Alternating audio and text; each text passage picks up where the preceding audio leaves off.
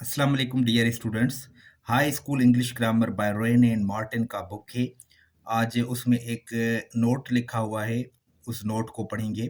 लेकिन इस नोट से पहले मैंने आपको पिछले लेक्चर्स में कुछ कलेक्टिव नाउन्स बताए थे, जो दिखने में तो सिंगुलर होते हैं लेकिन उनके साथ वर्ब हमेशा प्लूरल इस्तेमाल होता है। उसमें एक वर्ड पीपल भी था, ठीक है? तो जब पीपल कलेक्टिव नाउन के तौर पे इस्तेमाल होता है तो वो पर्सन का प्लूरल होता है, जिसका मतलब होता है बहुत सारे लोग। तो आज हम इस नोट को स्टडी करेंगे। As a common noun people means a nation and is used in both singular and plural. अब याद रखें, ये जो वर्ड पीपल है ये कॉमन नाउन के तौर पे भी इस्तेमाल होता है, लेकिन जब ये कॉमन नाउन के तौर पे इस्तेमाल होता है तो उसका मतलब लोग नहीं, यानी कि नेशन होता है, कौम होती है। तो आप उसका प्लूरल भी बना सकते हैं। अब सिंपल में आपको समझाऊं, ये जो वर्ड पीपल है ये कलेक्टिव नाउन भी होता है और ये कॉमन नाउन भी होता है। जब ये कलेक्टिव नाउन होता है तो ये पहले ही प्लूरल होता है पर्सन का, लेकिन जब ये कॉमन नाउन होता है तो ये सिंगुलर होता है पीपल, और उसका मतलब होता है नेशन। तो उसमें हम एस लगा के पीपल्स कर सकते हैं, उनका सिंगुलर भी बनता है फिर उनका प्लूरल भी बनता है। अब नीचे यहाँ पे दो सेंटेंसेस लिखे हुए हैं, उन सेंटेंसेस को देखें। The Japanese are a hard working people. इसका मतलब क्या होगा? इसका मतलब है जापानी एक मेहनती कौम है। अब यहाँ पे देखें पीपल, इसके आगे हमने आर्टिकल लगाया है, यानी कि इसको सिंगुलर के तौर पे यहाँ पे इस्तेमाल किया गया है। दूसरा सेंटेंस है there are many different peoples in Europe. इसका मतलब होगा यूरोप में बहुत सी मुख्तलिफ कौमें आबाद हैं। यहाँ पीपल्स जमो है, यानी कई कौमें। तो बहुत ही सिंपल है। पीपल वर्ड ये कॉमन नाउन भी होता है और ये कलेक्टिव नाउन भी होता है। जब ये कलेक्टिव नाउन होता है तो ये पहले ही प्लूरल होता है, लेकिन जब ये कॉमन नाउन होता है तो ये सिंगुलर में भी इस्तेमाल होता है और प्लूरल में भी इस्तेमाल होता है। अब पॉइंट है पॉइंट नंबर 39। पॉइंट नंबर 39 में हम डिस्कस करेंगे कि जो कंपाउंड नाउन होता है उसका प्लूरल कैसे बनाया जाता है। कंपाउंड नाउन को हमने स्टडी किया है पहले भी। कंपाउंड नाउन वो नाउन होता है जिसमें एक से ज्यादा वर्ड्स होते हैं, यानी कि दो वर्ड्स भी होते हैं, तीन वर्ड्स भी होते हैं, लेकिन वो किसी एक आदमी या किसी एक चीज के लिए इस्तेमाल होता है। तो पॉइंट को स्टडी करेंगे। A compound noun generally forms its plural by adding s to the principal word। ये जो कंपाउंड नाउन है वो अक्सर करके अपना प्लूरल जो है ना एस लगाने से बनाता है, लेकिन वो एस हम कहाँ पे लगाते हैं? प्रिंसिपल वर्ड में लगाते हैं। यानी कि वहाँ पे जो अहम वर्ड होता है, दो वर्ड्स हों उनमें देखेंगे अहम वर्ड कौन है, तीन वर्ड्स हों उनमें देखेंगे अहम वर्ड कौन है, तो उसमें जो है हम एस लगाएंगे।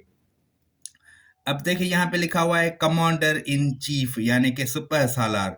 तो यहाँ पे जो प्रिंसिपल वर्ड है वो है कमांडर, तो हम एस लगाएंगे, कमांडर में होगा commanders in chief. Next word है coat of mail. Coat of mail का मतलब होता है जिरह, जो लोग अपने बॉडी पे पहनते हैं हिफाजत के लिए। तो यहाँ पे जो प्रिंसिपल वर्ड है वो है कोट, तो इसका प्लूरल होगा coats of mail. Son in law यानी कि दामाद, तो इसका प्लूरल होगा sons in law. Daughter in law यानी कि बहू, इसका प्लूरल होगा daughters in law. Stepson यानी कि जो सोतेला बेटा होता है, इसका प्लूरल होगा स्टेप सन्स। स्टेप डॉटर यानी कि जो बेटी होती है सोतेली, स्टेप डॉटर्स, ठीक है। मेन मेड सर्वेंट यानी कि नौकरानी, इसका प्लूरल होगा made servants. But main servant का प्लूरल क्या बनेगा? Main servants. वहां पे आपने दोनों को प्लूरल करना है, ठीक है। यहाँ पे आपने मेड्स नहीं लिखना, मेड लिख के सर्वेंट्स लिखना है। जब मेन सर्वेंट का आपने प्लूरल बनाना हो तो आप मेन को भी प्लूरल करेंगे और सर्वेंट्स को भी प्लूरल करेंगे। नेक्स्ट वर्ड है पासर बाय यानी कि राहगीर, जो गली से गुजरता शख्स है। अगर एक हो तो पासर बाय, अगर ज्यादा हो तो पासर्स बाय। इसी तरह लुकर ऑन, लुकर ऑन का मतलब है तमाशाई, इसका प्लूरल बनेगा लुकर्स ऑन।